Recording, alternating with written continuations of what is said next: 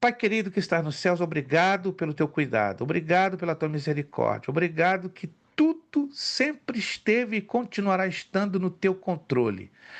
Muitas das vezes imaginamos que o que está acontecendo ao nosso redor e nas nossas vidas está fora do nosso controle. Na verdade, nunca esteve no nosso controle. Nós temos tido uma falsa sensação que temos o controle de alguma coisa, mas muito mal temos o controle da chave da nossa casa ou do carro. Mas tudo na nossa vida está debaixo da tua autoridade e do teu controle. Por isso, muito obrigado por este privilégio que estamos mais uma noite tendo para juntos, através deste meio de comunicação, estudarmos a tua santa e gloriosa palavra. Perdoa os nossos pecados, nossas transgressões e iniquidades cometidas contra ti. Envia-nos o precioso sangue de Jesus para nos trazer limpeza nas nossas mentes e corações. Espírito Santo, fala, ministra, desperta-nos a ter mais sede e fome pela tua palavra, amor, desespero pela tua palavra. Que pena! Estamos hoje constatando muitos cristãos, começando pelos seus líderes, a não terem mais paixão, amor, grande desespero e sede e fome pela tua palavra. Por isso eu quero te pedir para Deus, manda fome, manda sede da tua palavra aos líderes que estão cobrindo esta nação americana, sejam de igrejas americanas, brasileiras, hispanas, não importa a nacionalidade. Envia sede e fome da tua palavra para que tenham compromisso, responsabilidade, seriedade em estudá-la e ensiná-la para as congregações às quais tu lhes tem confiado como líderes. Obrigado, Senhor Deus, por esta noite. Sê conosco, abençoa os alunos que ainda não conseguiram chegar, abençoando-os, resolvendo seus problemas, sejam de trabalho, de saúde, de família, dando-lhes vitória. Sei que os dias são maus, vão piorar ainda, mas temos que ter ânimo, temos que ter fé, temos que estar agarrados nas tuas promessas e olhar somente para o nosso Deus, que vem a vitória. Obrigado, oramos agradecidos em o nome de Jesus Cristo. Amém, amém. Meus irmãos, boa noite, a paz do Senhor. Estamos na nossa quinta, isso mesmo, quinta aula desta matéria que está mexendo com certeza a sua cabeça, né? As nossas cabeças.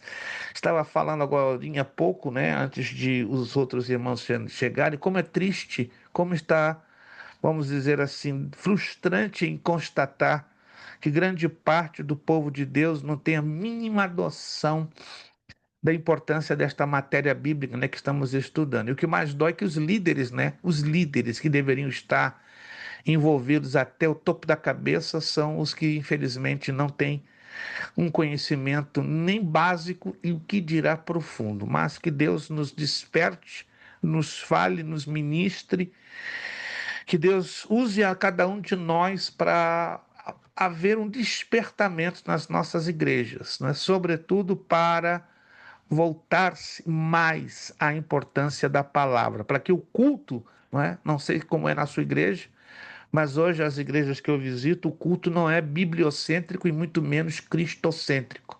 Os cultos têm sido antropocêntricos, a exaltação à pessoa do homem, não é? Dos feitos do homem, do que o homem pode ganhar, e nunca da palavra como centro e Jesus Cristo como centro. Mas amém. Sinais dos últimos tempos, vamos avançar, porque Jesus está voltando e temos que trabalhar, como Jesus disse, trabalhar e até que eu venha. Então vamos trabalhar com força. Página 6. Meu Deus, ainda? Ainda. Página 6. Contexto referencial da Bíblia. Alguém me corrija se eu estou errado, né? Vamos entrar agora no contexto referencial da Bíblia. Pera, fala, Cléo, irmão Kelso fez assim, ó, esse dedo aqui é de uma santidade, não o meu dele, né? De uma santidade, que eu coloco dois martelos e bato na minha mão. Digo que o irmão Kelso está mais do que ligado, né? Não digo que o André também não esteja, os demais, mas todos estão ligados. Contexto referencial da Bíblia, né? Como já aprendemos na aula passada, a importância de estudarmos e de termos em mente as leis ou a lei dos contextos é chave para que tenhamos uma interpretação razoável do texto sagrado. Já falamos um pouquinho do contexto geral, do contexto imediato, do contexto remoto e agora vamos para o referencial, não é? O nome referencial está ligado à referência. Então vamos entender a importância das referências bíblicas, que são de dois tipos. Segunda carta de Paulo aos Coríntios 13:1, aí na apostila você lê: por boca de duas ou três testemunhas. Este texto é uma referência dizendo o que para nós? Nenhum texto bíblico pode ou deve ser interpretado de forma isolada. Letra B, aqui na nossa apostila, página 6, são as referências ou citações paralelas ao texto que se estuda. Importante ressaltar que é uma forma de contexto remoto, o que? O contexto referencial. Letra C, a Bíblia é interpretada com a própria Bíblia. E isto é realizado por meio do contexto referencial. Se puder fazer um highlight nessa frase, olha como é importante. Eu não posso interpretar a Bíblia isoladamente, ou da maneira que eu acho ou que eu penso. É normal termos opiniões, pontos de vista sobre o que estamos lendo na Bíblia, mas aqui é chave, ó. A Bíblia é interpretada com a própria Bíblia, e isto é realizado por meio do contexto referencial. Letra D. Toda doutrina, isto é, todo ensino bíblico, deve ser confirmada, provada e apoiada por referências apropriadas. Letra E. Em geral, a má interpretação da Bíblia e os erros doutrinários ocorrem pela utilização de textos isolados. Já falamos isso, não é? Os testemunhos de Jeová, os mormons, os adventistas e até mesmo os nossos queridos irmãos pentecostais e neopentecostais estão fazendo isso, e isso está causando uma confusão generalizada na Igreja de Cristo pela má interpretação e o mau uso da própria palavra de Deus. Letra F. As referências bíblicas, o contexto referencial, são de dois tipos, os quais, se o estudante não souber discerni-los no momento da escolha, cometerá graves distorções e violências contra a revelação divina, prejudicará seus alunos e ficará desacreditado por aqueles que, na verdade, conhecem o assunto. Vamos lá então, essas referências? Referências verbais. São as referências nas quais ocorrem a mesma palavra. Anote isso. Referências verbais são aquelas que ocorrem a mesma palavra. Importante deixar isso claro. Por exemplo, Jerusalém. A palavra Jerusalém, ela aparece nos textos de Mateus 2:1 e Apocalipse 21:10. Mas olha o cuidado aí. Ricardo, boa noite, a paz do Senhor. Irmã Gleice, boa noite, a paz do Senhor. Boa noite, a paz do Senhor Jesus a todos. Muito bem. Ricardo com certeza não está sozinho. Se estiver sozinho, é fato extraordinário. Pois ele não anda sozinho, não. Não, Boa noite, a paz do Senhor. Boa noite, irmã Gleice Kelly. Deus lhe abençoe. Por enquanto, a senhora está no escurinho do cinema, mas daqui a pouco a senhora aparece, eu sei disso. É só para começar. Muito bem, meus irmãos, vamos lá. Jerusalém. Então, essa palavra ela aparece no texto de Mateus 2:1 e 21:10. Mas as palavras são as mesmas, de fato. Entretanto, são distintas e diferentes. Por quê?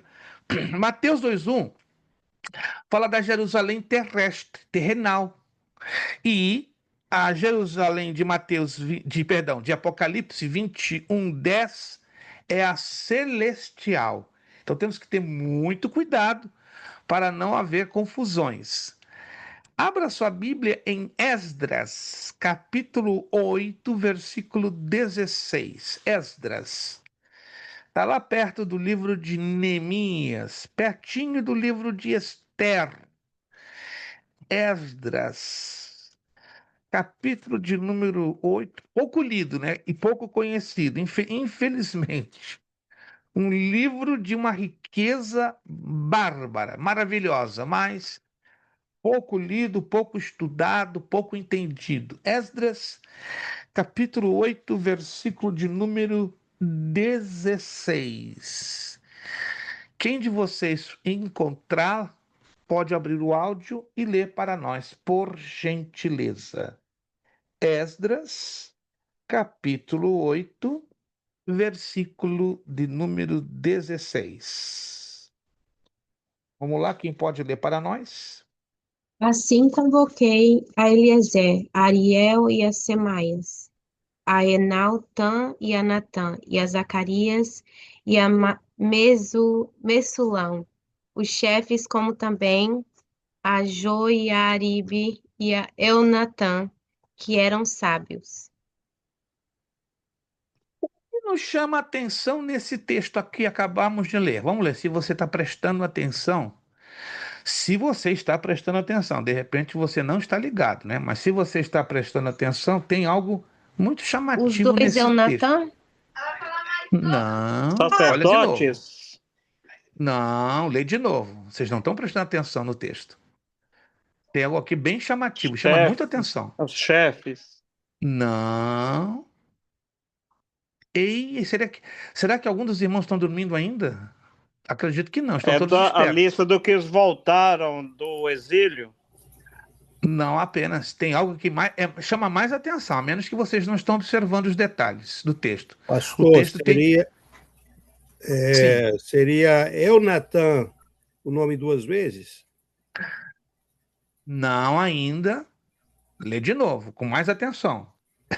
Rapaz, tá funcionando, gente. São 51 anos que eu jogo esse texto e ninguém consegue encontrar a particularidade. Uau! Até hoje que eu me lembro, só 2 pastores detectaram que tem algo muito particular, muito chamativo nesse texto. É Lendo o texto. dos levitas, os Levi ali. Os filhos. Não. O irmão não está enxergando o texto. Aí no texto, o irmão não está enxergando.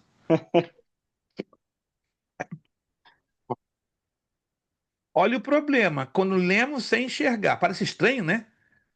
A maioria de nós lemos, mas muitas das vezes não enxergamos o que está Mas, na no verdade, pegou um texto. texto isolado, não, É porque pastor? se trata de mais de uma pessoa, professor? Está esquentando, está esquentando, está esquentando. Ó, a irmã Gleice colocou ali uma lupa de 80. Já está melhorando. Rapaz, incrível. Não falha esse teste. Não falha. E eu aprendi isso como pastor há 51 anos. E eu uso esse teste há 51 anos e funciona. Todo mundo cai nesse teste.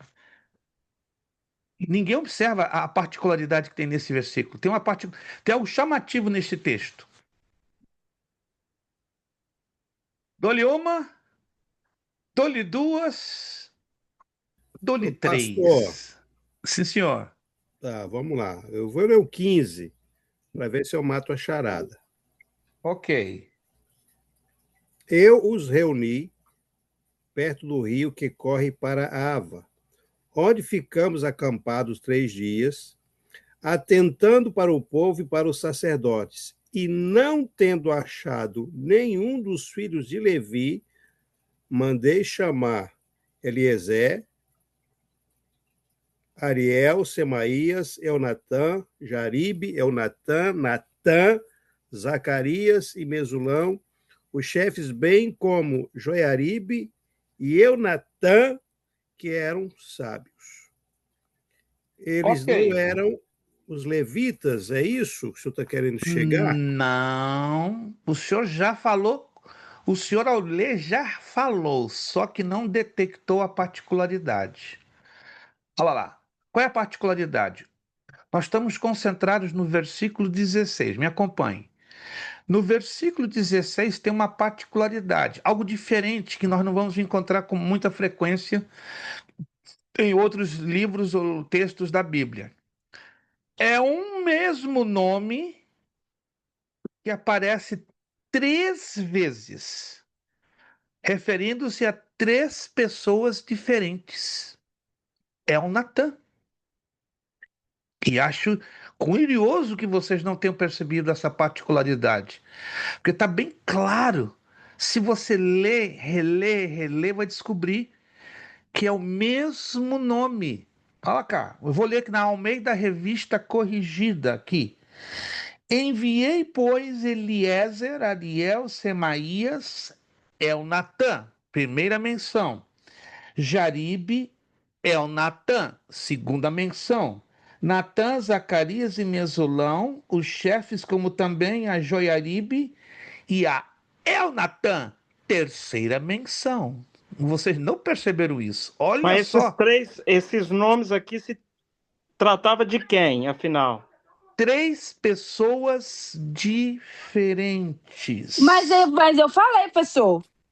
A senhora falou 2, não falou 3. Não, eu falei, são 3 pessoas com o Não, mesmo eu não nome. ouvi que a senhora tenha dito 3. Tinha que dizer Ah, tá. 3. Eu não ouvi. A senhora falou, mas não disse abertamente 3.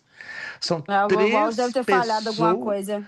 São 3 pessoas, anote aí, totalmente diferentes. E o pastor Francisco foi sábio, ele usou o versículo 15 para explicar quem são essas pessoas, não é? Essas pessoas são os ajudantes dos filhos de Levi. Isso aí o pastor matou, perfeito. Só que vocês não detectaram a parte. O que é particularidade? Algo que não é comum, algo que não é normal, algo que não aparece com muita frequência nos textos da Sagrada Escritura. Não é normal aparecer textos que falem de 3 pessoas diferentes contendo o mesmo nome, como fosse, por exemplo, Paulo, Paulo, Paulo, Paulo. Mas é o mesmo Paulo? Não. Entenda o seguinte, preste atenção. Na cultura hebraica ou na cultura hebreia, as pessoas elas eram conhecidas pelo seu primeiro nome e pela sua filiação. Exemplo, Josué, filho de Naim. Exemplo, Sansão, filho de Nassor. E assim vai. No hebraico se diz Ben Hassó ou Ben Naim, certo? Hoje é normal pela nossa cultura romana, porque a nossa cultura é romana. Os termos conhecidos pelo nome e sobrenome. Exemplo, Francisco Gomes, pastor Francisco. André Santana. André Soares. Ou seja, nome e sobrenome. Mas na cultura hebreia, você nunca vai encontrar sobrenomes. Professor, Sim, senhora. eu acho que os mineiros herdou essa cultura hebreia, porque lá em Minas Gerais, todo mundo se conhece. Ah, conheço o João. João filho de quem? Já pergunta filho de quem Sim. que daí conhece. Se a senhora estudar a história do estado de Minas Gerais, faz sentido isso, porque no século XVI e XVII houve uma imigração gigantesca de Nós é judeus daqui cantinho de lá. dentro de Minas, Espírito Santo e sul da Bahia. É só você estudar. Isso aconteceu entre 1687 e 1798. Houve um fluxo gigante de judeus que aterrissaram no interior do estado de Minas, Espírito Santo e sul da Bahia. Aí no início do século XX, a corrente migratória de judeus muda. Aí eles vão para o Rio de Janeiro, vão para São Paulo, vão para Santa Catarina e Paraná e Rio Grande do Sul. Mas século XVI e XVII e XVIII foi uma enxurrada de judeus nesses estados. Claro, é normal, né, que o estado de Minas Gerais e também o Espírito Santo eles assumiram um pouquinho desta cultura, né, que é uma cultura bem interessante, né, cuja os nomes das pessoas é mais válido o nome e o filho de quem ele é. Não como hoje na cultura romana, né, os sermos conhecidos por nome e sobrenome. Até Anotou então? porque, pastor, até porque se caso você for procurar um serviço, algo do tipo, eles vão Uhum. falar assim, mas você é filho de quem? Ah, sou filho do João. Ah, Essa, João eu essa é a conheço, cultura. então, assim, a índole, né? É a O cultura, é a caráter. cultura. Isso é muito comum entre os judeus, mas não é comum na cultura romana, que é a nossa cultura, né? Como brasileiros em geral, nós absorvemos a cultura dos romanos e dos gregos. Virando a página, aí aparece o nome José. O nome José é o mesmo caso. Lá no Evangelho de Lucas, capítulo 3, versos 23, 24 e 25, aparece o mesmo nome, José. Só que aplicado a três diferentes pessoas em um mesmo versículo. É um caso bem parecido de Elnatã, só que agora no Novo Testamento. Na Bíblia você vai encontrar poucos casos, bem poucos casos, não vai encontrar com muita frequência. A palavra fé, aí já fica mais complicado. Por quê?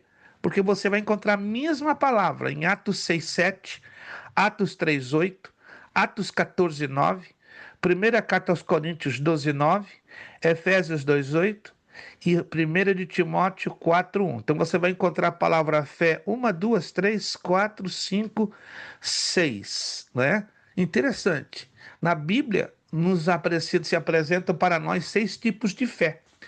Então, cada um desses textos e versículos que você lê aí é um tipo diferente de fé. Tem a outra, e que é a mais importante, que ela não está mencionada. Eu só destaquei aqui as seis mais conhecidas, ou menos conhecidas, na verdade. Mas tem um que é a mais importante, que seria o sétimo tipo de fé. Está lá em Judas, versículo 3. Alguém pode ler para nós? Judas, versículo Fé 3. salvífica. Isso, a salvífica ou a salvadora. Essa é a mais importante. Todos os demais tipos de fé são importantes, são, mas a mais importante de todas é a de Judas, versículo 3. Quem pode ler para nós, por favor? Judas, versículo 3.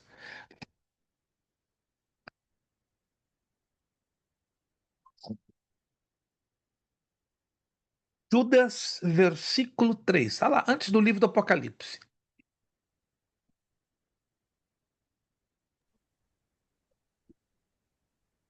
Alguém Ama- conseguiu encontrar?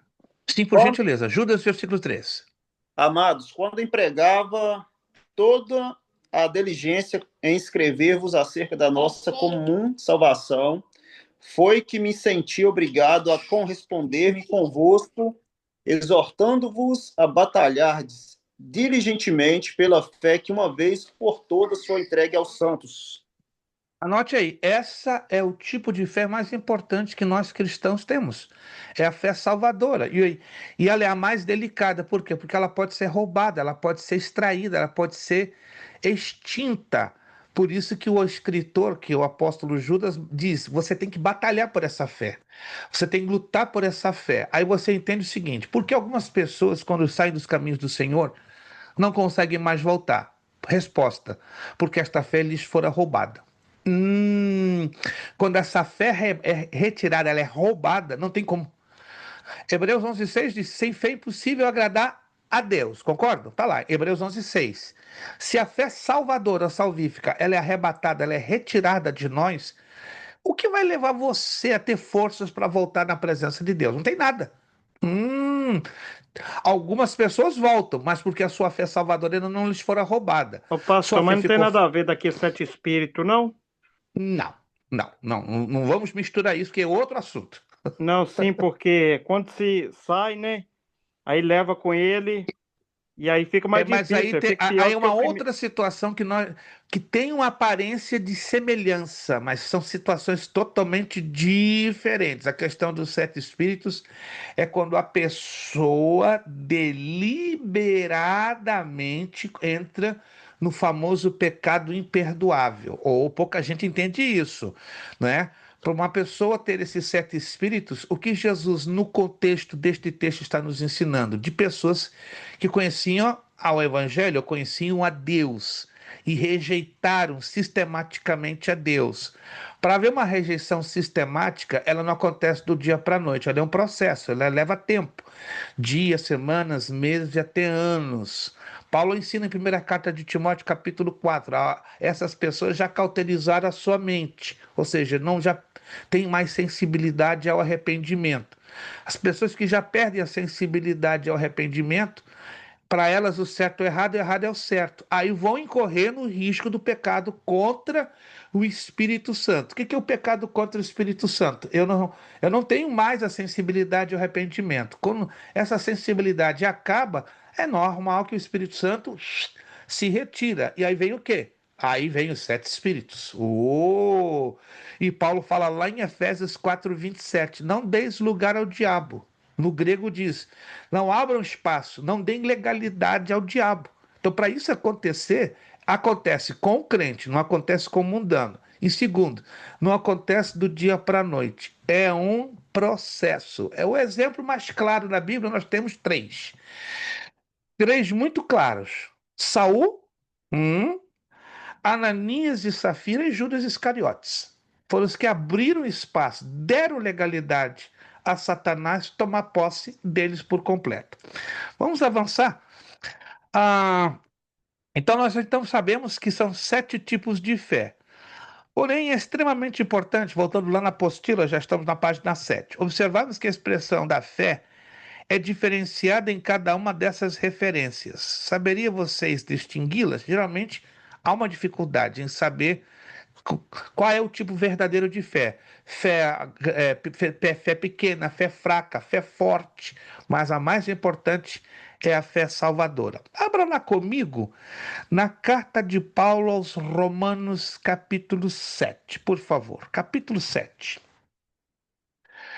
É outro texto que nós temos que observar. Eu percebo, irmãos, que a maioria de nós lemos textos pequenos ou grandes, mas não temos a devida atenção que deveríamos ter para encontrar detalhes.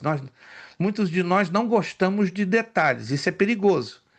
Ler a Bíblia, você tem que aprender a buscar detalhes, detalhes, porque as mensagens e as revelações de Deus estão nos detalhes, como se diz, nas letras pequeninas do contrato. E geralmente, quando alguém assina um contrato, não lê as letras pequenas. Mas na Bíblia é um pouquinho mais complicado. Carta aos Romanos, capítulo 7. Vamos ler do versículo 1 ao versículo 6.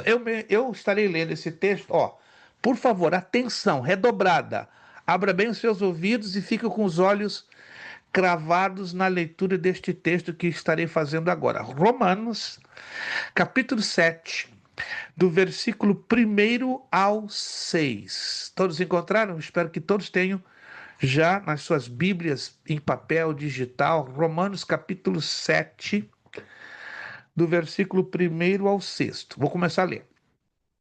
Não sabeis vós, irmãos, pois que falo aos que sabem a lei, que a lei tem domínio sobre o homem por todo o tempo que vive? É uma pergunta que Paulo aqui está fazendo. Versículo 2: porque a mulher que está sujeita ao marido enquanto ele viver está-lhe ligada pela lei, mas morto o marido está livre da lei do marido. Versículo 3: de sorte que vivendo o marido será chamada adúltera se for do outro marido, mas morto o marido livre está da lei, e assim não será adúltera se for do outro marido. Versículo 4: assim, meus irmãos, também vós estáis mortos para a lei e pelo corpo de Cristo, para que sejais doutro, daquele que ressuscitou dentre os mortos, a fim de que demos fruto para Deus. Porque quando estávamos na carne, as paixões dos pecados, que são pela lei, operavam em nossos membros para darem fruto para a morte.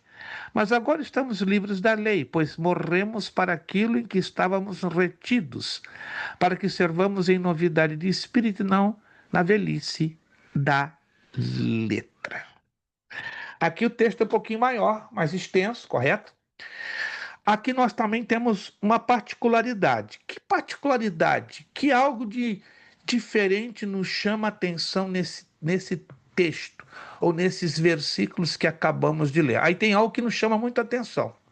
Vamos lá. Se você leu com atenção, com Cada lei atenção. dessas são diferentes, né, pastor? São Como é distintas. que é? Repita.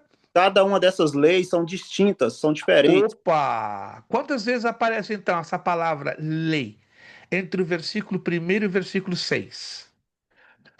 Vamos lá se vocês estão contando direitinho.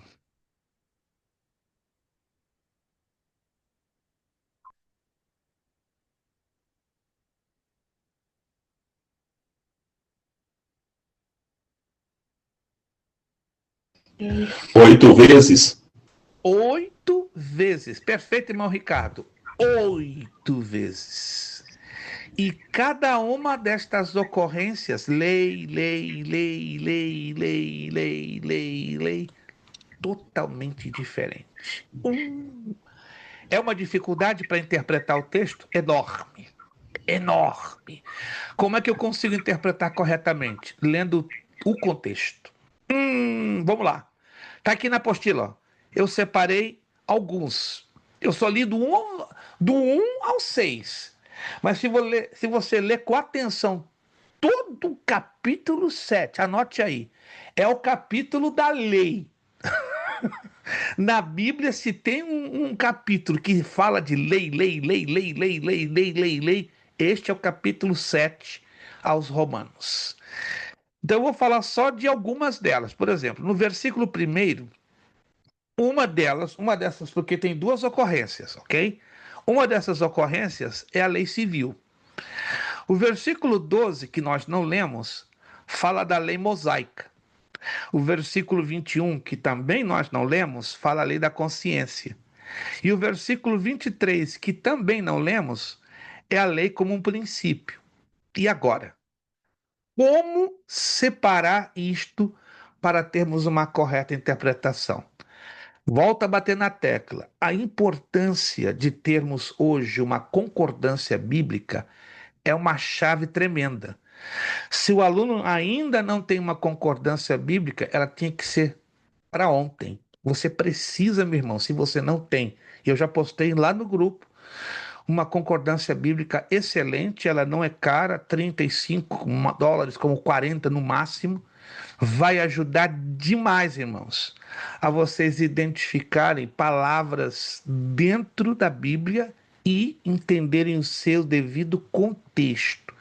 Se o aluno, o leitor, não tem esse conhecimento ou o costume de usar uma concordância bíblica, há um risco de estar ensinando ou pregando algo totalmente fora de contexto. E o que acontece ultimamente?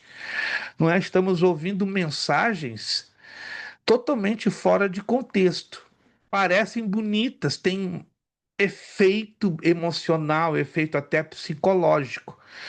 Não digo que Deus não use, ele usa, mas Deus quer que saibamos expor a sua palavra com habilidade, com destreza e com verdade. Irmão André, rapidinho, por favor.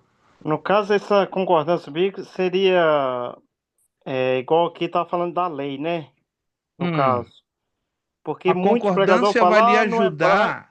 Hã?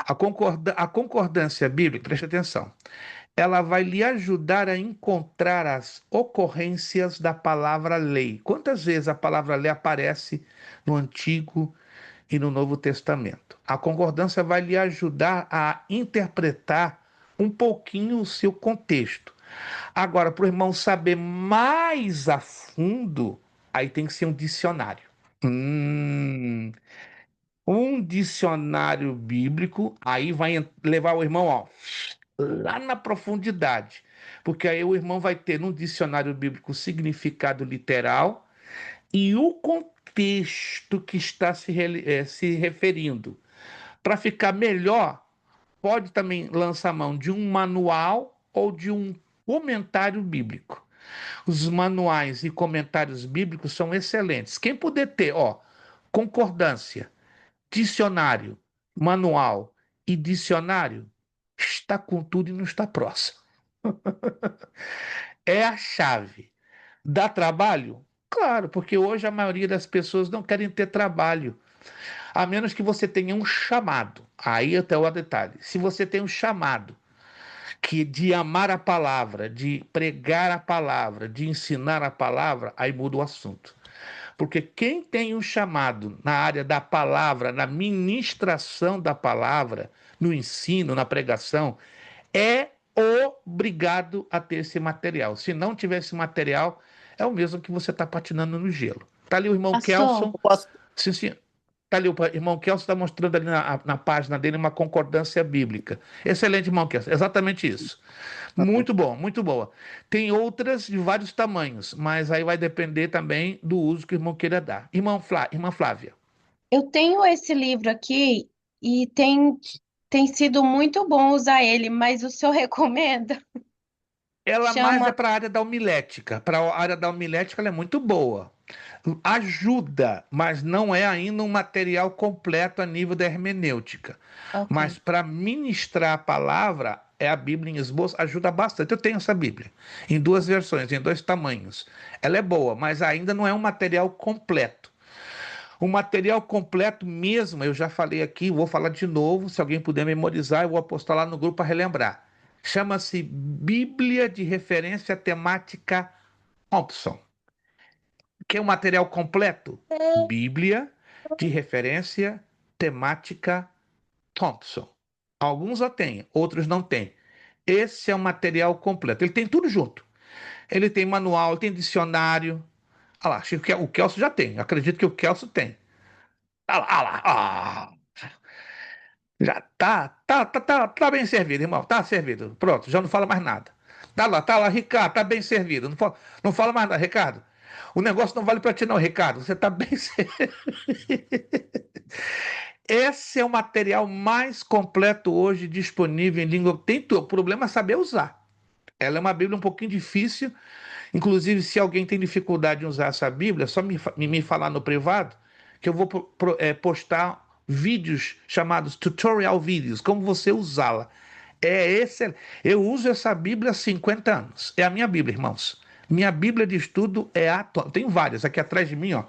Eu tenho mais de 7 ou 8 mil Bíblias de estudo. Mas a minha menina dos meus olhos é a Bíblia Thompson. Tenho ela em português, tenho ela em espanhol, tenho ela em inglês, tenho ela em francês, tenho ela em italiano. Gente, que Bíblia maravilhosa. Ela tem de tudo, tem suplemento arqueológico. Não estou ganhando nada com isso, não. Não estou ganhando cachê, nem da Gerizina, nem da CPAD, estou deixando bem claro. Mas é uma Bíblia que eu faço questão de recomendar. Bíblia Thompson. Deixa eu ver aqui. No Amazon tem. Se você tem interesse, deixa eu ver aqui. Me dê só um minutinho. Que coisa boa, quando aparece da mente, não pode ser deixada para trás. Deixa eu ver aqui. O Amazon ultimamente estava vendendo a Bíblia Thompson em português. Deixa eu ver aqui. Tá carinha, gente. 91 com 97. Mas é uma Bíblia que vale. E ela está em encadernação de luxo preta. Deixa eu aqui só postar para vocês.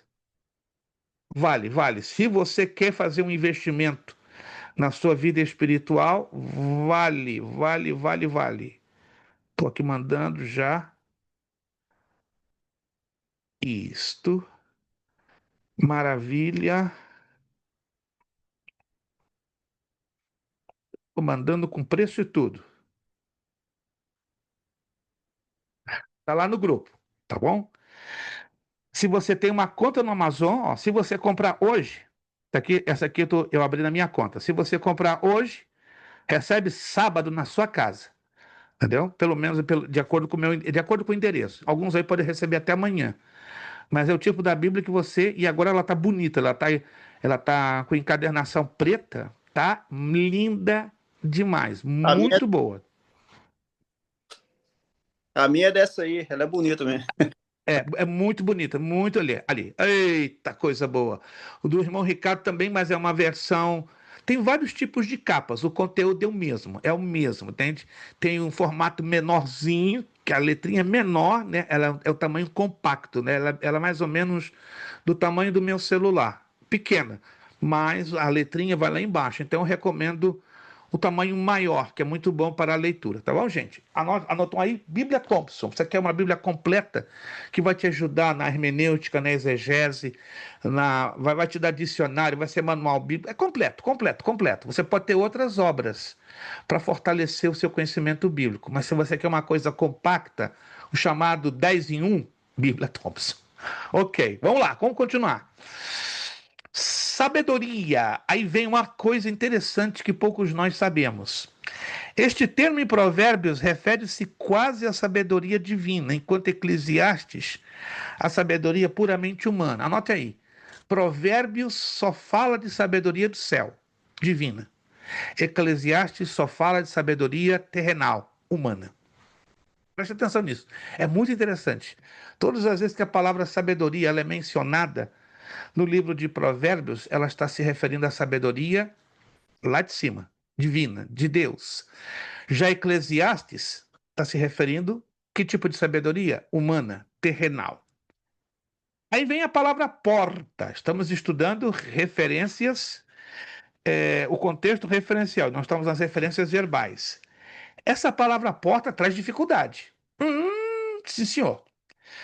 Eu acredito que você já leu vários textos na Bíblia onde aparece essa palavra, porta, porta, porta, porta, porta. É o mesmo significado? Não. Olha lá. Em Gênesis 22:17, quando você lê a porta dos seus inimigos, está falando de poder. Olha só. Em Mateus 7:13, quando fala da porta estreita, está falando da salvação. Em Mateus 16:18, as portas do inferno ou do Hades, está falando do poder do mal. Por isso que diz, as portas do inferno não prevalecerão contra a minha igreja. Ou seja, os poderes do mal não vão prevalecer contra a igreja. E tem pregador aí que está pregando errado. O inferno não pode ir contra a igreja. Primeiro, duas coisas erradas. Inferno é o chamado inframundo. É o lugar de tormentos.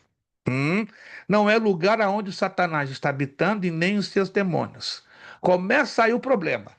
Inferno é lugar aonde os espíritos dos ímpios estão lá temporariamente, aguardando o momento da sua ressurreição diante do trono branco. Já ouviram os pregadores dizerem isso? O inferno não pode ir contra a igreja. Alguém já ouviu isso? Está totalmente errado. Está fora de hermenêutica. O inferno não é habitação de Satanás e de seus demônios. Mas, caramba, aonde tá hoje Satanás e os seus demônios? Ó, lá no terceiro céu. O quê? Yes! O terceiro céu tem 3 níveis. Vou falar disso um pouquinho mais adiante. Vai dar um nó na sua cabeça, mas eu posso provar na Bíblia. O primeiro nível é onde está Satanás e seus demônios. O segundo nível é onde está o paraíso, a alma dos justos, as almas do que estão esperando o arrebatamento da igreja, no momento que eles serão ressuscitados. E o terceiro nível do terceiro céu, onde está o trono de Deus. Então Satanás não está no inferno. Por isso que está totalmente errado essa abordagem que os pregadores fazem. O inferno não pode ir contra a igreja. O correto seria o poder do mal, ou os poderes das trevas, não podem contra a igreja. Aí está correto. Pastor, tem Agora, outros também falando que isso até faz um bonito é o seguinte: não é o inferno que vai vir, é a igreja que vai ir. Tem isso. onde está escrito isso? Não, eles Me falam, diga, ó. porque não Me diga prevalecerão, né, contra a igreja, né? Não é esse que vai atacar, é a igreja que vai e vai imprensar ele. Me dá o texto depois em off, por favor. Não Me manda sei, o não. texto. Eu preciso saber se. Gente, eu preciso conhecer esse texto. Se alguém conhecer, o pastor Francisco, se o senhor conhecer esse texto, me avisa, tá? Kelson, ó, universitários, me ajudem. É cada loucura que eu tenho ouvido ultimamente que eu preciso aprender um pouquinho com essas loucuras. Sinceramente, eu preciso saber, né? Tem um hino, não sei se você. Tem um hino que você talvez já ouviu falar muito, né? Debaixo dos meus pés, Satanás debaixo dos meus pés. Já ouviram esse hino? E as igrejas neopentecostais estão lá batendo com o pezinho no chão. Bum, bum, bum, Satanás. Peraí, mas da onde tiraram isso da Bíblia? Vamos lá, pastor Francisco já levantou a mão. Só deixa eu entrar nesse texto. Esse texto é complicado. Complicado para quem não lê e não interpreta à luz da hermenêutica. Romanos 16:20. Vamos lá. O pastor Francisco já vai entrar em seguida, só para fazer essa leitura, para não deixar isso para trás. Romanos capítulo 16, versículo 20. Eu quero ver um aluno, uma aluna lendo esse texto. Abra o seu áudio e lê para mim. Romanos 16, 20. E o Deus da paz em breve esmagará Satanás debaixo dos vossos pés. A graça do nosso Senhor Jesus seja convosco. Amém. Entendemos o que acabamos de ler agora? Ó, o Deus da paz, ó, olha só o texto, esmagará em breve Satanás, e aí, debaixo dos vossos pés. Olha a ordem. O Deus da paz, número 1. Em breve, 2. Esmagará Satanás debaixo de vossos pés. Quem está esmagando aí Satanás? O Deus da Jesus. paz. Não é a igreja. Ele esmaga Satanás e coloca debaixo do pé da igreja. E a igreja não entende o texto, ele está lá, está batendo o pezinho em cima de Satanás. Aí o diabo se levanta, entra com retaliação na vida, na casa da família, e o camarada, oh, meu Deus, o que está acontecendo com a minha vida? O diabo está virando minha cabeça? Claro, está virando a sua cabeça de cabeça para baixo, porque você está desafiando a ele. Deus não nos dá autoridade, não nos dá permissão de desafiá-lo, mas nos dá autoridade para repreendê-lo. Isso é diferente. Cuidado. Uma coisa é ter autoridade para repreendê-lo. O Senhor te repreenda, eu te lanço fora em nome de Jesus. E outra coisa é você querer peitar o diabo. Cuida, não seja bobo de querer peitar o diabo, que dá problema. Pastor Francisco. Pastor, não, é só para. Agora que eu vi, o senhor falou, mas eu não tinha encontrado aqui, mas eu já vi. Então, quando Jesus fala, falando com Pedro, tu és pedra, e sobre essa pedra edificarei a minha igreja, e as portas do inferno não prevalecerão contra ela. Então, ele está falando do poder do mal, não do inferno em si. Exatamente, porque ele está falando, né, de Hades, porque existem 3 tipos de inferno. O problema, olha o problema aí, gente. A Bíblia, pelo texto grego, nos ensina que tem 3 tipos de inferno. Hades, que hoje é o lugar de tormentos, não é? É o lugar onde os ímpios estão aprisionados, os espíritos dos ímpios. Ainda que de forma figurada, Hades fala dos poderes do mal. Porque os poderes do mal aprisionaram as pessoas nesse lugar, porque elas ficaram obstruídas de terem o conhecimento da salvação. Na verdade, elas escolheram em obstruir o conhecimento da salvação. Aí vem o segundo tipo de inferno, Tártaro, que é traduzido literalmente como abismo ou poço do abismo. Segundo de Pedro 2,4 fala desse segundo tipo de inferno. Ali estão os anjos caídos, alguns deles que promoveram a revolta contra Deus lá no passado, juntamente com Lúcifer. E tem o terceiro inferno, que é o Geena, o lago de fogo e enxofre, que na nossa perspectiva hoje, atual, humana, ele não existe, ele existe na eternidade. Então hoje, os 2 infernos que estão funcionando a todo vapor é o Hades, a residência temporária dos espíritos dos ímpios, até o momento do julgamento no trono branco, porque vão ressuscitar e se apresentar a Cristo no trono branco para receber a sentença final, e recebendo a sentença final serão remetidos para o lago de fogo e enxofre, que é o Geena. E o Tártaro, diz Paulo em uma das suas cartas aos Coríntios, que próximo do trono branco, a igreja vai julgar os anjos. Se alguém nunca leu isso, vou mostrar para vocês, que interessante isso, né? Então Deus vai tirar do Tártaro esses anjos para que nós, a igreja, possamos julgá-los. Se você não sabia disso, anote, gente. Isso aqui é hermenêutica, é exegese, não é revelação da minha cabeça, é revelação do que já está escrito no texto sagrado. João 10:9, outra vez a palavra porta, eu sou a porta. E a porta é o ponto de acesso. Aqui é uma interpretação figurada, né? Jesus falando, né? Que Jesus é o ponto de acesso entre Deus, Pai e o homem. Atos 3:10. Aqui a maioria não sabe por que disso, né? A porta formosa. Lendo em português, que dá a entender, era uma porta bonita, era uma porta maravilhosa, era uma porta exuberante. E de fato era. Lembre-se que as cidades do Oriente Médio daquela época, e sobretudo Jerusalém, se você faz um estudo profundo, a maioria das portas eram todas de madeira. Madeira, ou de roble, ou de algarrobo, ou uma madeira bem compacta, bem maciça.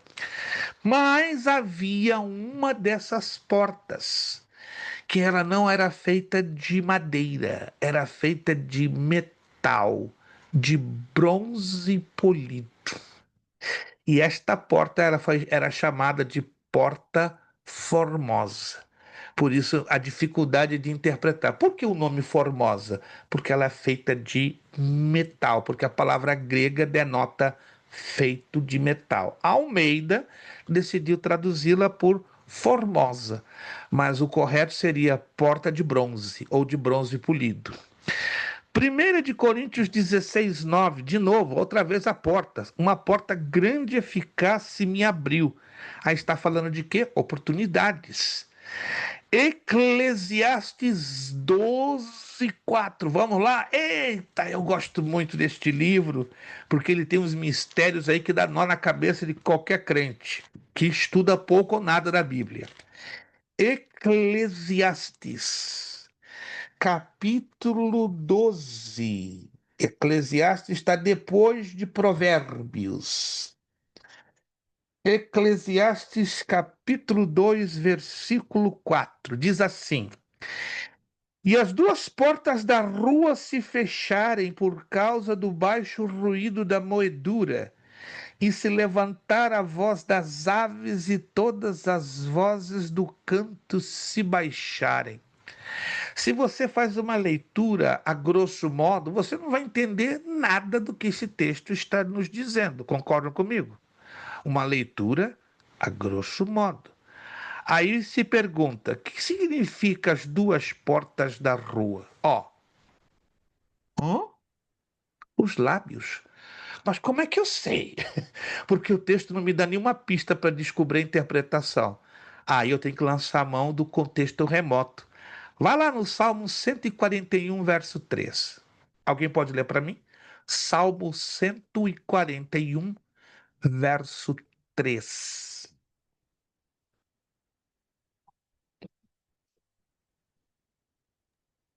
Salmo 141, versículo 3. Põe. Põe em guarda a minha boca, Senhor. Vigia a porta dos meus lábios. Olha só, esse texto já nos dá a interpretação do que significa as duas portas da rua. Confere? Veja que interessante. Lembra-se que Jesus, quando ele ensina, deixa registrado as suas parábolas, que foram um total de 53. Das 53 parábolas, 46, ele dá a interpretação delas. Não sei se você já observou isso. Existem parábolas que são em torno de 46 que Jesus fala e em seguida ele dá a interpretação. Alguém já observou isso? Alguém já leu isso com atenção? Já tem parábolas que Jesus não dá interpretação. Ou ele deixa a gente quebrar um pouquinho a cabeça, estudando a profundidade das escrituras. É o caso aqui, entende? Para você interpretar certas coisas na Bíblia, você tem que buscar os contextos, o remoto, o biográfico, o cultural, o histórico. Aí você tem a interpretação dentro dos conformes. A Ô, palavra mundo. pastor, Sim, sim, por favor. é, tá. O senhor disse que é os lábios. Aquilo não seria também, se caso, os ouvidos? Não. Não, né? Aí tem outra interpretação, que eu vou falar um pouquinho mais adiante. Ok. Porque essa interpretação ela é toda baseada em uma figura de linguagem chamada hebraísmo. O que é o hebraísmo? São figuras de linguagem ligadas à cultura hebraica, à cultura judaica, que só tem sentido dentro da cultura judaica. Vou dar um exemplo que eu já falei, já antecipei um pouquinho lá atrás, e vou falar hoje um pouco melhor. A parábola do trigo e do joio. 98% dos pregadores massivamente ensinam: trigo é o crente bom, joio é o crente mau, o crente fiel, o crente ruim. Mas ali Jesus está falando a judeus, para judeus e com judeus. Preste atenção. Nem tudo que está no Evangelho de Mateus tem endereço para nós, gentios, ou para a igreja. Quando tem um endereço para a igreja, Jesus deixa bem claro, ele abre um parêntese e deixa claro. Quando ele não abre esse parêntese, ele está dirigindo-se a quem? Judeus. Por quê? Preste atenção. O Evangelho de Mateus foi escrito para judeus e numa linguagem que os judeus pudessem entendê-lo assim. De 15 a 20% do que lemos no Evangelho de Mateus pode ser voltado para nós ou aplicado para a igreja. Mas mais de 70% do conteúdo do Evangelho de Mateus é uma linguagem direcionada para quem? Para a nação de Israel, para os judeus. Como não se estuda a lei dos contextos, é normal que os pregadores achem mais prático dizer, trigo é o crente fiel, joio é o crente infiel. Mas aí você estuda, Isaías, Ezequiel, Jeremias, Lamentações, Oséias e Miqueias, aí você descobre quem é o trigo e quem é o joio, que é a nação de Israel. O trigo, o judeu fiel, o joio, o judeu infiel. Igualzinho a parábola das 10 virgens. Eita, outra coisa que também é válido fazer uma analogia, uma comparação leve entre a igreja fiel e a igreja infiel. Mas pouca gente sabe que a parábola das 10 virgens ali está se falando do casamento judaico. Dividido em 3 etapas. Para entender que o judeu que está esperando o Messias, ele vai viver essas 3 etapas, que tem uma semelhança curiosa com o arrebatamento da igreja. Eu vou falar isso em uma outra ocasião, que é bem interessante.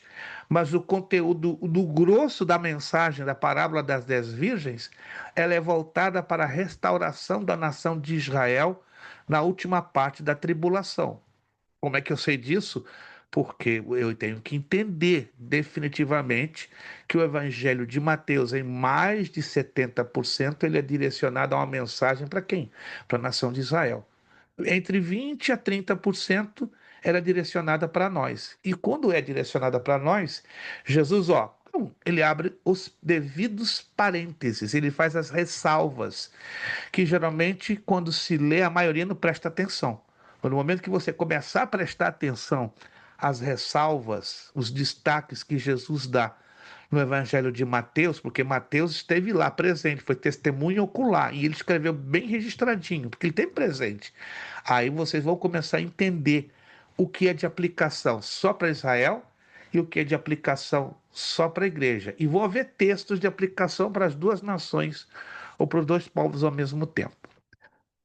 Mundo, tá aqui, 1 de Crônicas, capítulo 16, versículo 30, fala de um mundo, mas é um mundo cósmico, né? O mundo das estrelas, o mundo dos planetas. Já João 3,16 está falando do mundo social. Primeira carta de João, capítulo 2, versos 15 e 5,4, fala o mundo no sentido espiritual e moral. Então temos que ter um cuidado redobrado na correta interpretação pelo contexto. O que significa a palavra mundo aqui, aqui, aqui? No grego é uma palavra só, cosmos, cosmos, no texto original. Mas a interpretação de cosmos ela é muito variada, ela tem um leque de 8 a 9 significados. A palavra igreja é outro probleminha, meus irmãos. Prestem aqui redobrada atenção. Outro probleminha. Como referência verbal, igreja surge com diferentes sentidos ao longo do Novo Testamento. Comece do seguinte princípio. A palavra igreja no texto grego original é eclesia. Alguns dizem eclésia, mas a pronúncia correta é eclesia, tá? Que quer dizer igreja. Só que de acordo com o texto, pelo contexto, o significado de eclesia, ele vai variar demais. Olha o problema aqui, é um problema. Em Atos 19, 32, 39, aparecem as palavras originais eclesia. Só que, de acordo com a tradução usada, vai ter outro significado. Olha lá. Igreja. Em Atos 19, 32, 39, ela é Assembleia Popular e Secular, regularmente convocada. Uma Assembleia regularmente convocada. Na Almeida Revista Atualizada, de 1993, se você tem essa Almeida, a ARA, vai estar a palavra Assembleia. Confira lá, a palavra Assembleia. Mas se você tem a Almeida Revista Corrigida, de 1995, é ajuntamento. Oh, confunde um pouco? Confunde. Por isso a necessidade de você ter de 2 a 3 diferentes traduções da Bíblia, partindo do princípio que você está ou ensinando ou pregando. Então, aviso aos pregadores e aviso aos ensinadores da palavra de Deus. Você que prega e ensina, procure ter 3 traduções da Bíblia. 3, pelo menos 3. E em se tratando de pregar ou ensinar palavras ou termos específicos, é importante fazer a comparação dos textos, para não incorrer em problemas de interpretação, tá? Então veja só, na ARA é assembleia, na ARC ajuntamento, mas a palavra original é eclesia, chamados para fora. Atos 7,38 já é outro significado, é a mesma palavra grega, está no original, eclesia, mas aí o significado qual é? Congregação. Opa! Neste versículo é alusão ao povo de Israel no deserto. É só você ler com atenção o contexto e você vai entender. Passando para a página 8, 1 de Coríntios 11, 18. Aparece a palavra igreja de novo, eclesia no grego. Só que o significado muda. Aqui são os crentes reunidos para o culto coletivo. Meu Deus! Atos 5:11 é a palavra igualzinha, eclesia, igreja. Só que aí fala da igreja local, regional. Uau!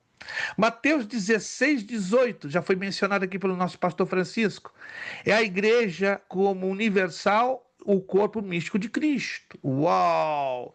E Hebreus 12, 22, 23, de novo aparece a palavra eclesia, que é a igreja, todos os salvos de todos os tempos.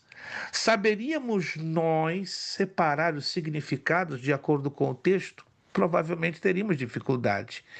Daí a necessidade de termos uma concordância bíblica, manual bíblico, dicionário bíblico, ou a Bíblia Thompson, que resolve tudo. É o 10 em 1. Se você tem a Bíblia Thompson, está tudo resolvido. Mas se você, claro, quer pregar e ensinar com excelência. Hoje, infelizmente, desculpe a franqueza, a maioria não está nem aí. Não querem pregar e nem ensinar com excelência. Acham que trabalhando na emoção das pessoas já vai ser alvo de edificação. Não, o Espírito Santo, sim, creio que ele mexe com as nossas emoções, mas o Espírito Santo quer mexer aqui, ó. Primeiro aqui, para depois mexer aqui. Nunca ao contrário. Hoje os pregadores tomaram o mau hábito de trabalhar primeiro aqui, para depois aqui. Aí nós não estamos cumprindo a Bíblia, que temos que oferecer a Deus um culto racional. E o culto racional começa aqui. E aí desce para cá. E nunca ao contrário. Palavra salvação, tá ali, ó. Em Hebreus 2:3 é conversão. Mas se você não ler com atenção o texto, vai dar problema. Em Romanos 13:11 é a segunda vinda de Cristo para os seus. Meu Deus, eu nunca vi isso na minha vida. É a matéria de hermenêutica que nos ajuda a fazer todas essas separações. São as conclusões. acerca das referências verbais. Isso que acabamos de estudar são as referências verbais. As referências verbais podem servir ou não para o estudo bíblico, pregação, etc., pois muitas das vezes referem-se tão somente ao chamado paralelismo verbal. O que é paralelismo verbal? A mesma palavra aparece em textos diferentes, porém, como já constatamos, significados diferentes. É evidente que as referências verbais podem ser também reais, dependendo de tratar-se do mesmo tema em assunto. Quem gosta de pregar e gosta de usar o sermão temático, as referências verbais, nota 10. Excelente. Quem gosta de pregar o estilo sermão temático, as referências verbais são excelentes. É um ponto de arranque, vamos dizer assim, de base excelente, que vai ajudar muito ao pregador que gosta de usar o sermão temático.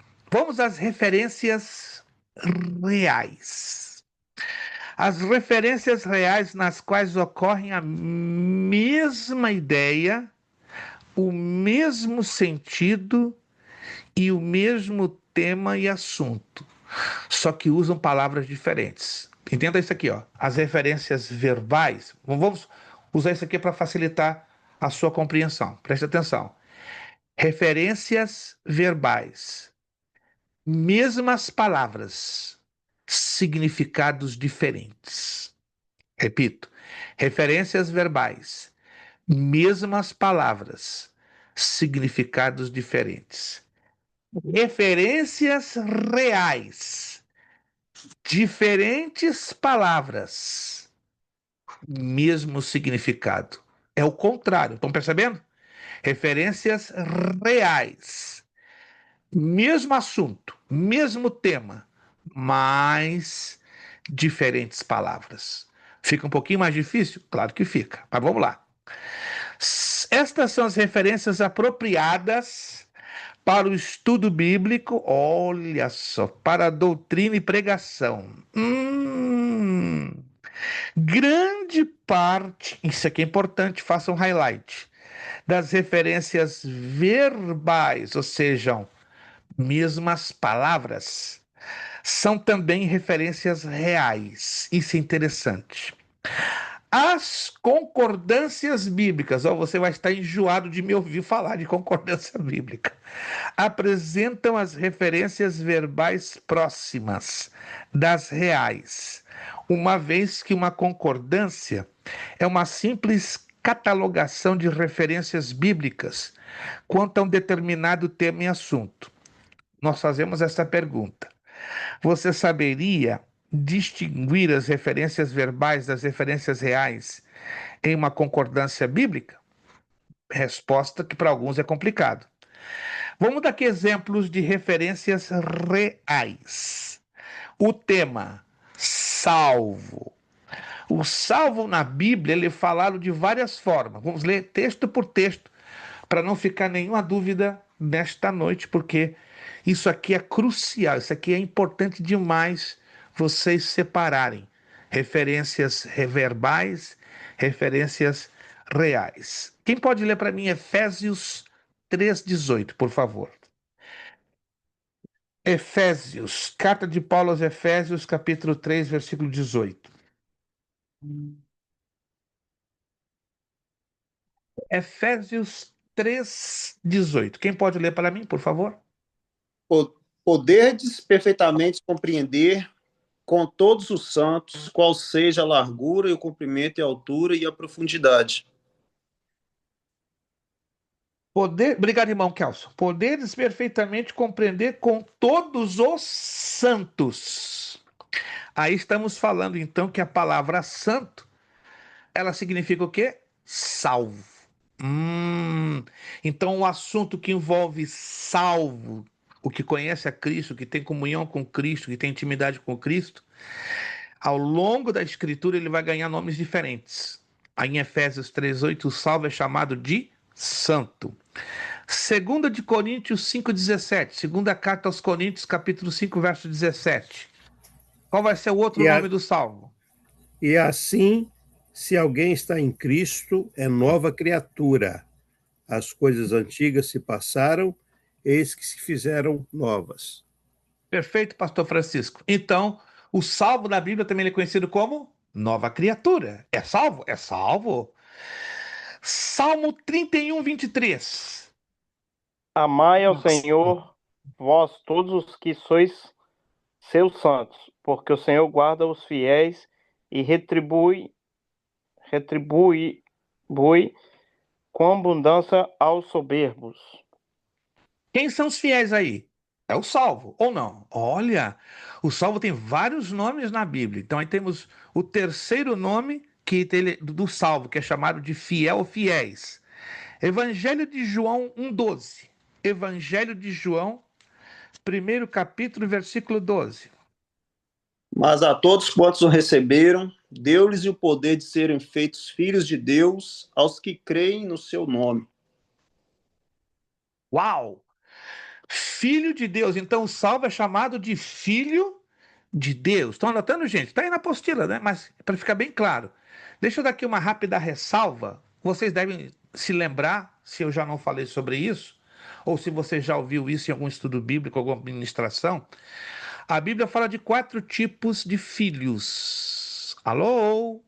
4 tipos de filhos: filhos por eleição, filhos por adoção, filhos por criação e filhos por geração. Ou, se não sabia, anote, vale a pena. Quem são os filhos por adoção? A igreja. Filhos por adoção? A igreja. Filhos por eleição?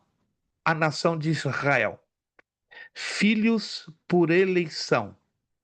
A nação de Israel. Filhos por criação? Quem são? Ninguém se arrisca? Os anjos? Os anjos, filhos por criação. Oh, meu Deus, os anjos. E os filhos por geração? Somos Esse eu dou nós. cinquentão. Esse eu dou 50. Somos nós, não? Não, não. Meu Deus, né? Passa borracha. Jesus Cristo. Jesus Cristo é o único filho por geração. Nós somos filhos por adoção. Nós, cristãos, filhos por adoção. Israel, a nação de Israel, filhos por eleição. Os anjos, filhos por criação. Jesus Cristo, filho por geração. Adotado? Isso aqui é importante. Se você for pregar sobre filhos de Deus, né? Deus tem vários filhos. E aí, esses são eles. Essa é a catalogação. Quem nos ajuda a entender isso é a hermenêutica. Vamos lá, vamos lá. João 20, 27. Outro nome que o salvo tem na Bíblia. João, Evangelho 20, 27. Depois disse a Tomé: põe aqui o teu dedo e vê as minhas mãos. Chega a tua mão e põe-na no meu lado. Não sejas incrédulo, mas crente.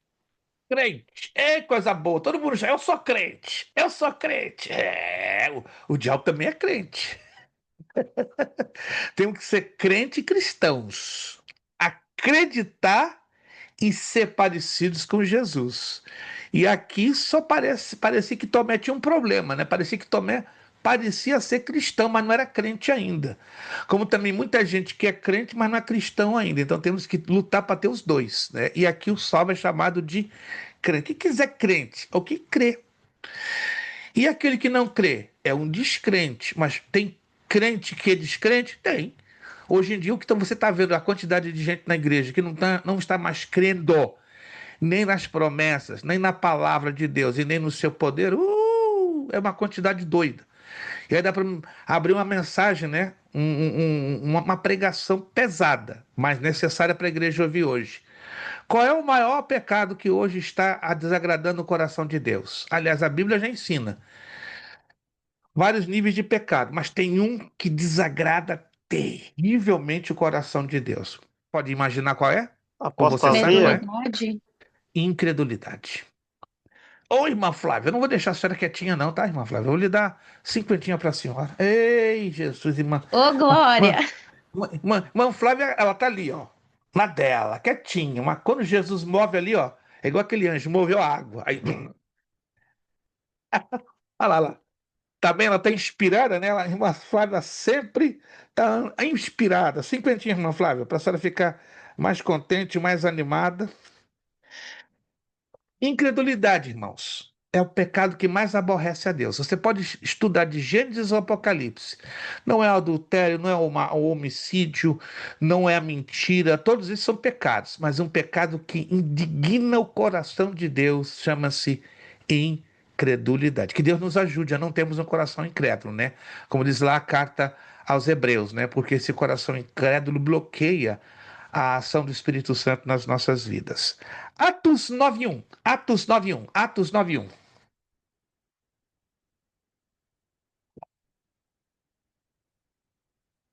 Atos capítulo 9, versículo 1.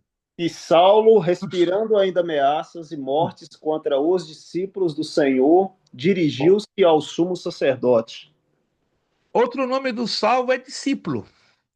Discípulo quer dizer aprendiz, aluno, o que copia o seu mestre. Oh, oh. E poucos são discípulos. Para ser servo tem que ser discípulo. Ó, essa aí dá uma mensagem, uma pregação bonita, né?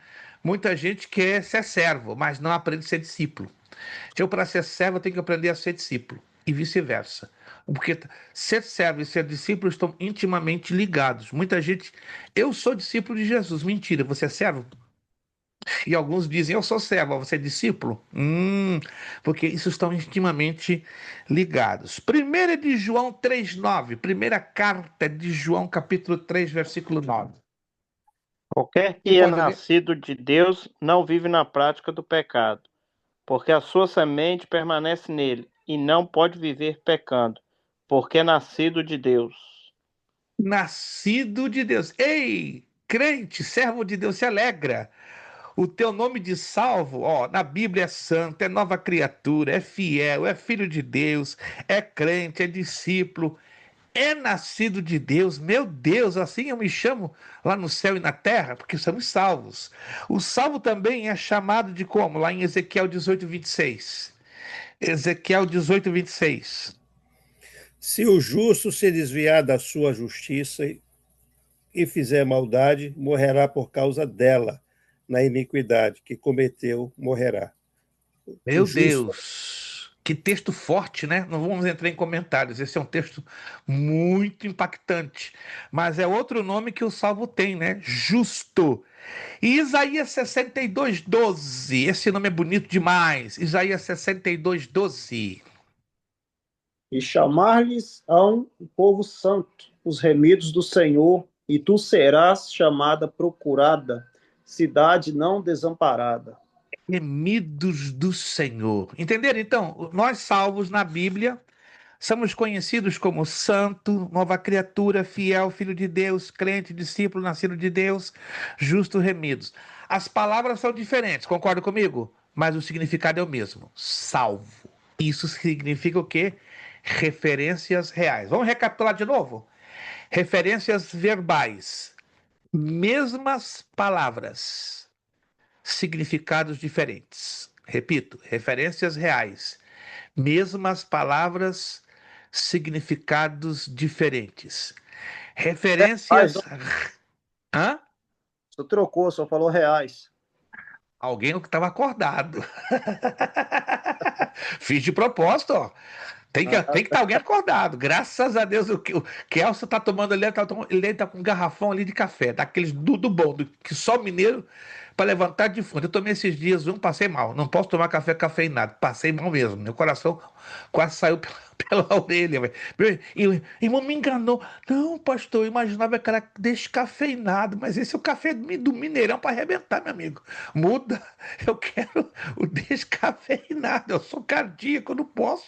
Eu não estou na unção dos mineiros ainda. Perdi essa unção. Mas vamos lá. Referência verbal. Referência verbal. Mesma palavra, significados diferentes. Referência verbal. Mesmas palavras, significado diferente. Referências reais. Palavras diferentes, mesmo significado. Referências reais. Palavras diferentes. Estou entendendo aqui o meu gesto? Ó. Palavras diferentes, significados iguais. Então, isso a gente tem que se acostumar aos poucos. Virando a página. Ei, papai do céu! De fato, todas as palavras são diferentes, mas o tema assunto é o mesmo, pois todas as referências são reais, ou seja, abordam acerca de um só tema, o salvo. Aqui é bonito demais, eu não tenho tempo para abrir esse espaço. A gente vai fazer isso quando estudarmos a matéria de escatologia, a segunda vinda de Jesus à Terra. Algumas referências reais quanto a este tema. Se você ler com atenção, ó, Zacarias 14, 4, 4, 5, Mateus 25, 31, 2 de Tessalonicenses 2, 8, Judas, verso 14, Apocalipse 1, 7 e Apocalipse 19, 11, está falando, esses textos estão falando da segunda vinda de Jesus à Terra. Tem alguma diferença? Claro. Vamos lá, vou falar um pouquinho de escatologia. A vinda de Jesus será dividida em duas etapas ou duas fases. Uma invisível para o mundo e visível unicamente para o seu povo, a igreja. Nisto, Jesus vem para a igreja. Passado alguns anos depois, quase 7 anos, Jesus vem visivelmente à terra, ao mundo. Então, Jesus vem com a igreja No para Monte se das revelar Oliveiras? ao mundo. Isto é o que fala esses textos que acabamos aqui de mencionar. Ele desce com a igreja, ele coloca os seus pés no Monte das Oliveiras, e esses textos que estamos aqui mencionando, falam exatamente os detalhes. Cada texto traz um grupo de detalhes, não falam exatamente os mesmos detalhes. Alguns falam de detalhes diferenciados. Aí, quando você lê todos esses textos num só conjunto, é como se estivesse montando um quebra-cabeças. Aí você vai entender amplamente o panorama. Aí temos um novo contexto, o contexto histórico da Bíblia. E esse contexto ele é um pouquinho difícil, porque ele exige do pregador, ele exige do leitor, do professor, daquele que está ensinando, a conhecer a história bíblica. Do contrário, ele vai ter problemas em expor a palavra. Tem a ver com a época, com a cultura e com a ocasião e com o propósito original do texto que se estuda. Ageu 1,4 nos revela: é para vós tempo de habitardes nas vossas casas estucadas, e esta casa há de ficar deserta. Vale a pena, como primeiro exercício de hermenêutica, fazemos uma análise contextual histórica do texto acima e explicar o que e por que o Senhor pronunciou esta palavra através do profeta Ageu ao povo. Você está pronto? Você só ler o capítulo 1 e 2 do livro de Ageu e você vai entender que a casa de Deus estava destruída, a casa estava abandonada, a casa de Deus estava sobre escombros, porque anos antes os babilônios haviam destruído o templo de Jerusalém. Isso se deu em 586 a.C. Olha a importância do contexto histórico. Aí quando você lê o capítulo 3 e 4 de Ageu, você vai ver que a história ela dá um salto. Avança quase 15, 20 anos no tempo. Aí você já vai ver o templo sendo levantado. Se você não prestar atenção nessa leitura, você se confunde. Por quê?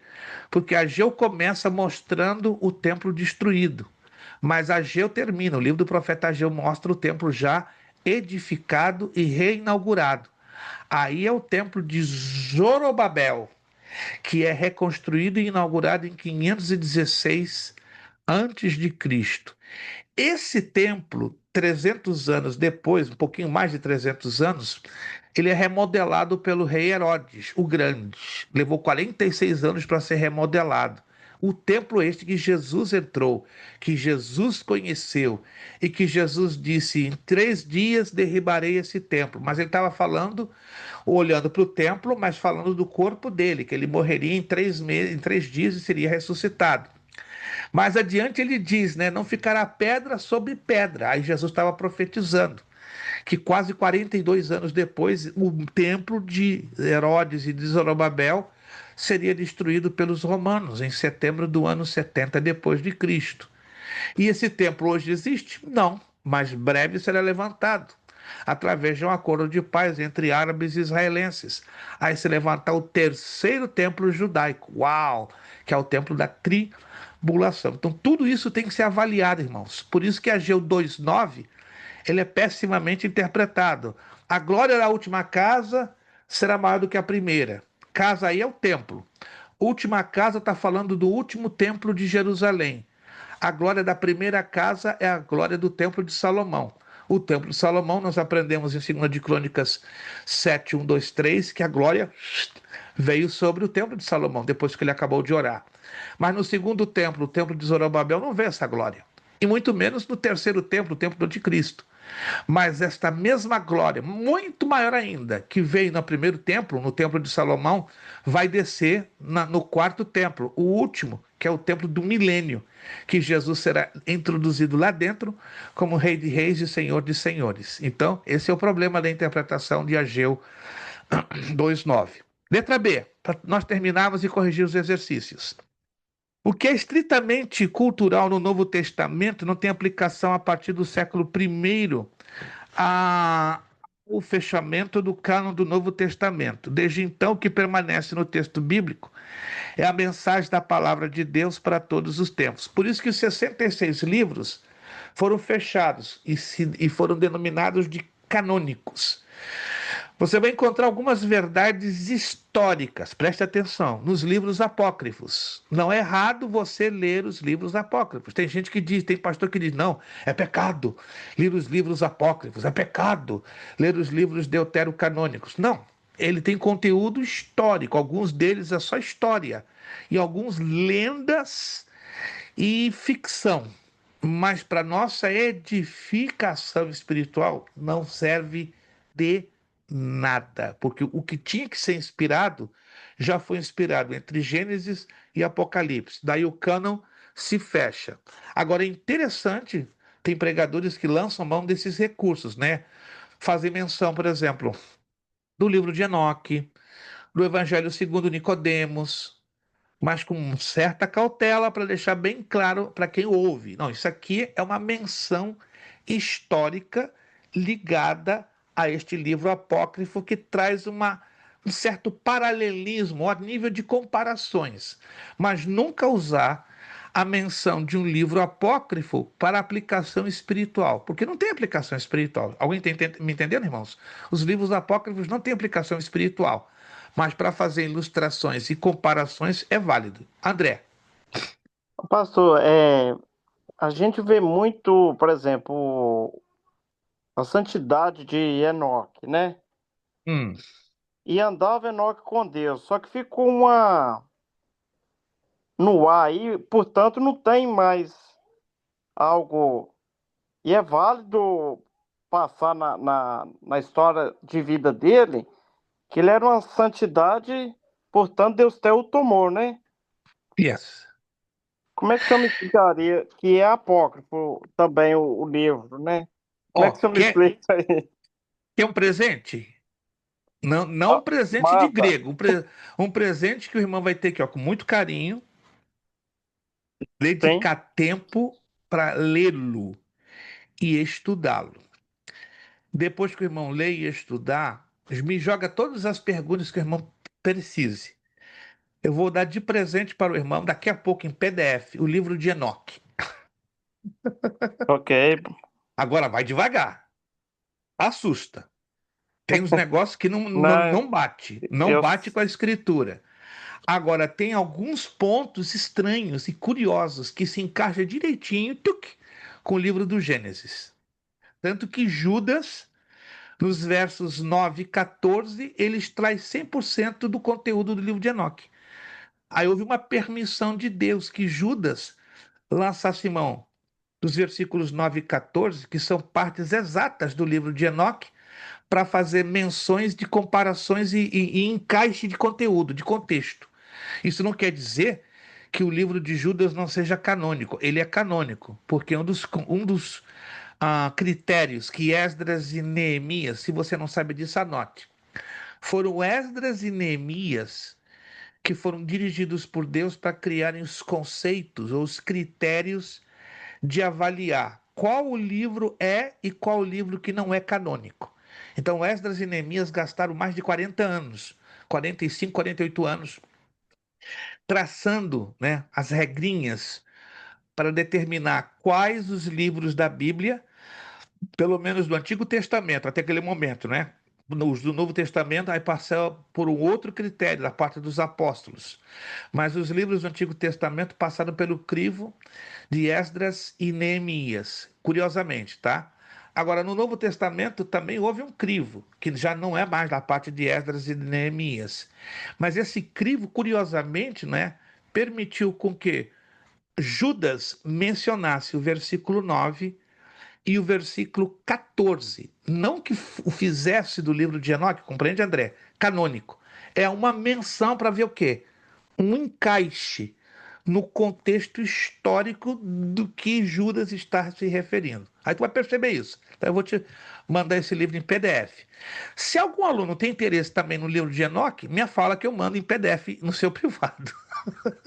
É estranho, ele é muito estranho, muito. Se você não está acostumado a ler um negócio Tem estranho, algumas bizarro. particularidades ali de que fala dos anjos, né? Demônios. Isso, por isso que tem que ler com Sim, calma e com cuidado. Tem uns negócios ali que dá uns nós cegos na cabeça, que se sim. você não tiver filtro bíblico, você vai dizer, uau, isso aqui é a palavra, não é palavra de Deus, gente, não é, deixa bem claro, não é palavra de Deus, é um livro apócrifo que, por permissão dos critérios dos pais da igreja, que foi Policarpo, Tertuliano e o apóstolo João, houve a permissão de inserir somente dois versículos do livro de Enoque na epístola de Judas, que não faz do livro de Judas anticanônico. Ele continua sendo canônico, porque para um livro para ser canônico ele tem que ter mais de 75% de conteúdo inspirado, entende? E Judas só tem 25 versículos, e só usou dois versículos que, entre aspas, não são inspirados, mas eles foram colocados ali para fechar o quê? Contexto e nada mais. São critérios curiosos, né? Que ao longo da elaboração da Bíblia foram feitos. Para terminar, né? Você não sabe disso, mas isso eu vou falar mais adiante, em outra ocasião. A primeira e segunda carta aos Coríntios, existem 11 versículos que também são partes tiradas de ditos de filósofos da filosofia grega e romana. Inclusive, Paulo faz a menção. Tem 11 versículos ali que Paulo menciona palavras de filósofos da Grécia e de Roma, mas estão ali dentro, inspirados pelo Espírito Santo, porque foram feitos somente para menção e encaixe de contexto. Muito bem. Vamos para aqui na letra C. Então, na próxima aula, vamos para a letra C, página de número 9. Então, próxima aula, 16 de fevereiro. Letra C, continuamos. Vamos corrigir os exercícios para não terminarmos muito tarde. Eu estou um pouco preocupado com o horário de conclusão para não ser pesado para os irmãos que precisam acordar cedo para trabalharem. Páginas 17, 18 e 19. Por gentileza. Páginas 17, 18 e 19. Bloco 2 dos nossos exercícios. Assinale com X a única alternativa correta. Número 1.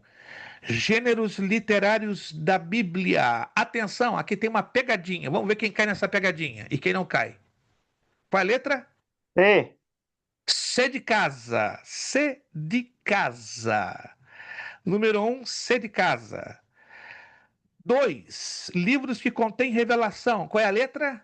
D. D. D de dado. Oh, André tá fazendo um gol atrás do outro, que legal. É Romário que entrou na casa dele e ajudou. Romário, tô aqui, ó, André, vou te ajudar. Então, 2, letra D. 3, Ah. exemplos de biografias bíblicas. A. É verdade. A de Antônio. 3A de Antônio. 4, no texto bíblico temos duas coisas principais. Letra? Letra D. D. D de dado, de Deus, de dádiva. Os irmãos estão afiados. Número 5 é o gênero literário que ocupa maior espaço na Bíblia. Letra? C. C. C de casa, de coco, de coconut.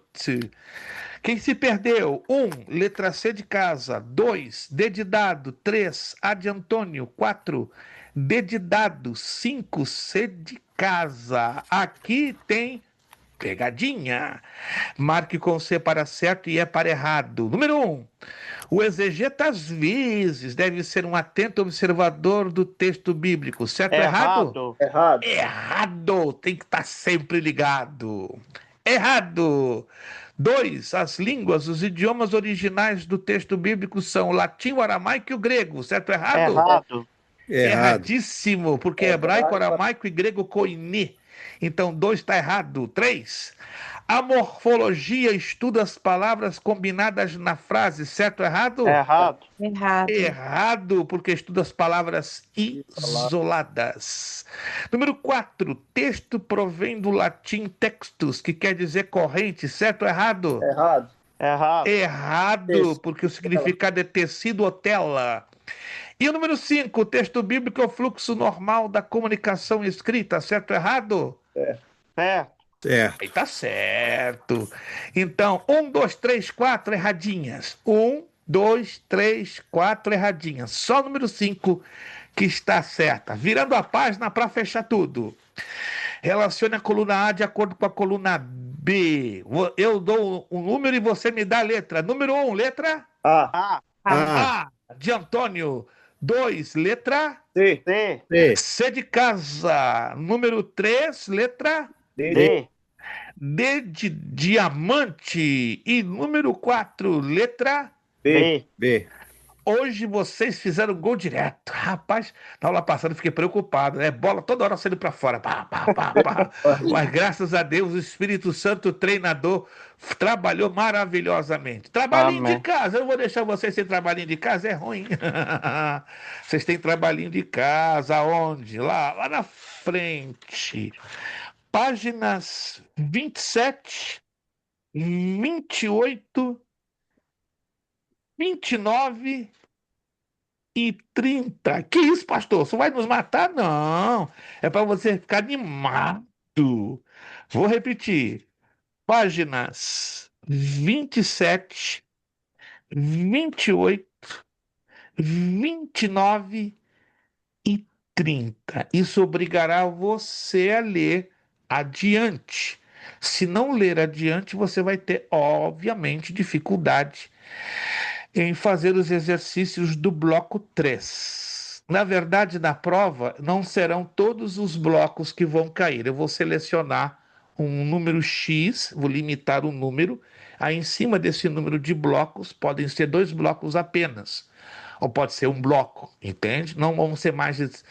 Vamos fazer todos os blocos, mas eu vou separar por blocos. Vão ser no máximo 2 blocos, os quais vocês estariam estudando para a provinha de hermenêutica. Eu não vou apertar vocês como alguém, bom, pastor vai nos apertar. Não, não, não, não. Vamos fazer todos os exercícios, mas eu vou selecionar só 2 blocos, junto dos quais vocês vão estudar, para então entrarem na prova. Meus irmãos, alguma dúvida? Tudo certinho por enquanto? Tudo certinho? Maravilha! Hoje tivemos um número de irmãos que, infelizmente, não puderam estar conosco. Alguns avisaram, outros não, mas continuamos orando pelos nossos irmãos que, eventualmente, se ausentaram no dia de hoje, né? Tiveram alguns que me avisaram problemas de trabalho, estavam muito longe, distantes, outros não me se comunicaram, e eu quero acreditar que é um problema de nível familiar, de saúde. Irmãos, antes de nós terminarmos, deixa eu aqui fazer um pedido de oração. Vamos reforçar as nossas orações pela situação migratória nos Estados Unidos que está piorando e muito. Não vou entrar aqui em detalhes. O meu objetivo aqui não é deixar você assustado, mas é como um testemunho bem rápido. Ontem, antes de iniciar a nossa aula aqui, né, a nossa aula online que nós temos segunda-feira, 10 minutinhos antes, quem bateu na minha porta, tocando a campainha, muito desespero e depois batendo forte? O Ice. O Ice entrou ontem na minha casa. Sempre tive eles do lado de fora, mas ontem eles pediram para entrar. 4 pessoas, sem a máscara, com colete e tudo, muito educados, muito educados. Pediram para entrar na casa. Tem 3 andares, eu estava no segundo, né, onde eu estou aqui agora. Aí fui descer, abri, perguntaram: podemos entrar? Ok, podemos fazer uma revisão? Não tem problema. Entraram em toda a minha casa, até nos closets.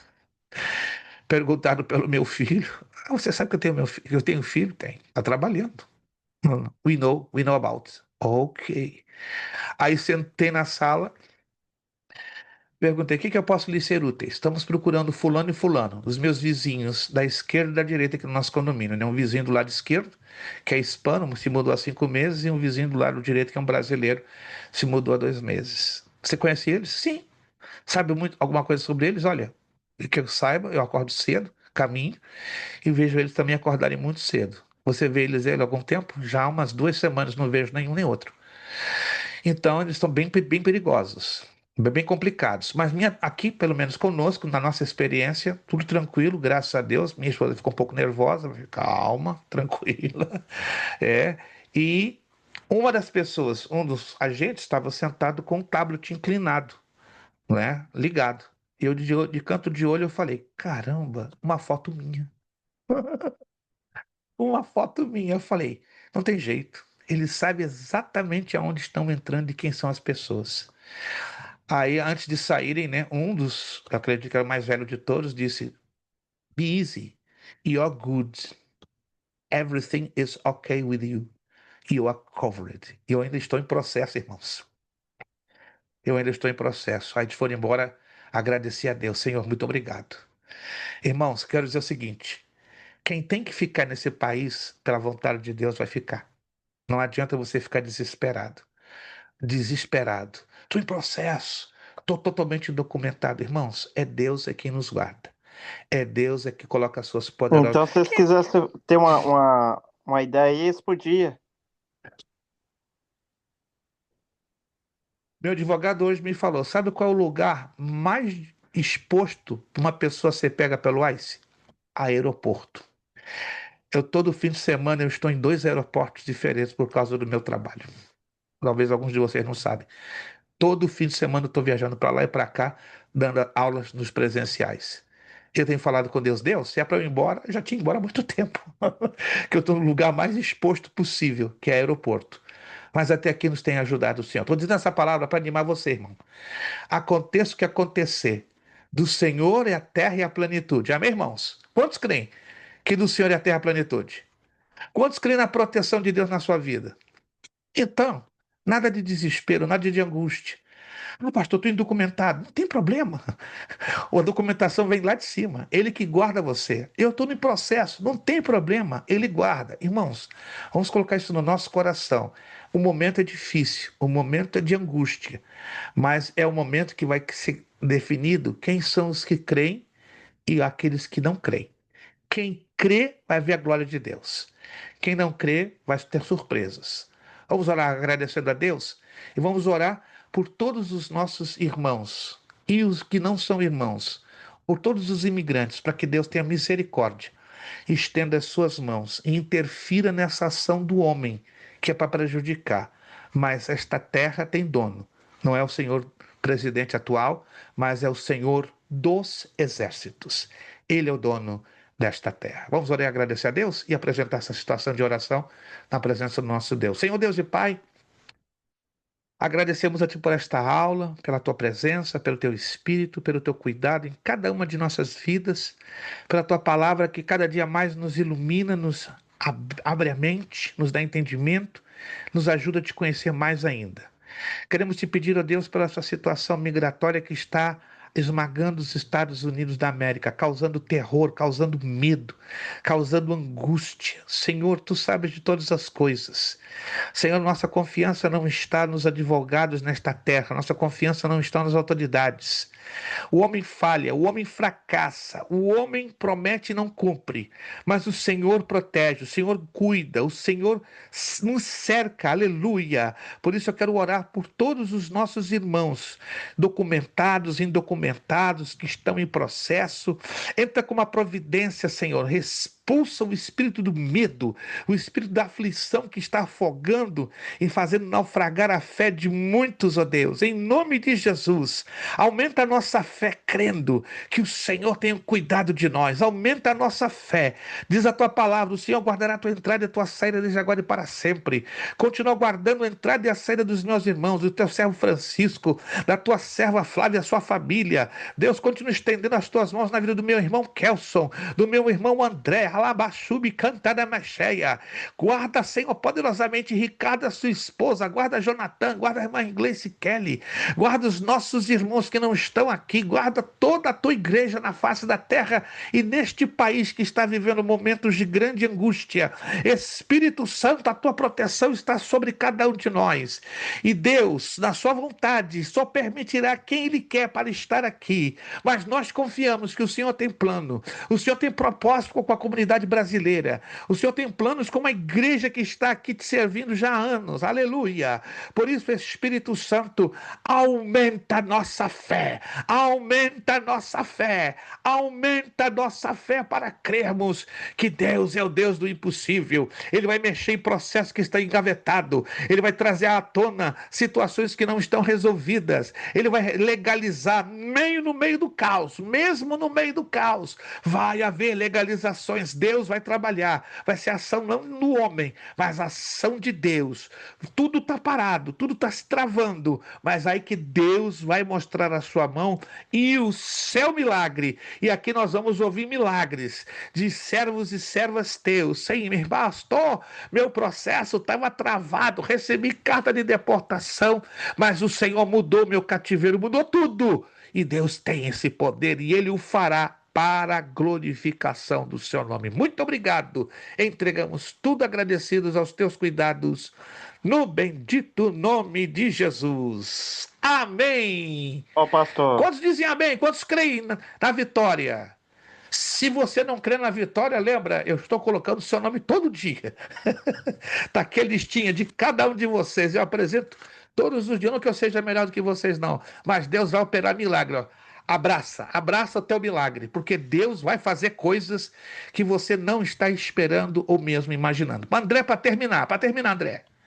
Na verdade, o irmão Ailson não está presente nas aulas, porque já fez essa matéria. O mês que vem ele tem corte final, né? Estamos orando por ele. Estamos aí orando por ele. Vamos apresentar, né? Também. Vamos apresentar nosso irmão Ailson em oração e todos os irmãos. Quem de vocês está com caso na imigração? Só para terminar. Alguém está com caso de imigração aqui? Eu ainda não. Se você ainda não tem nada na imigração, Deus vai colocar recursos e condições e meios.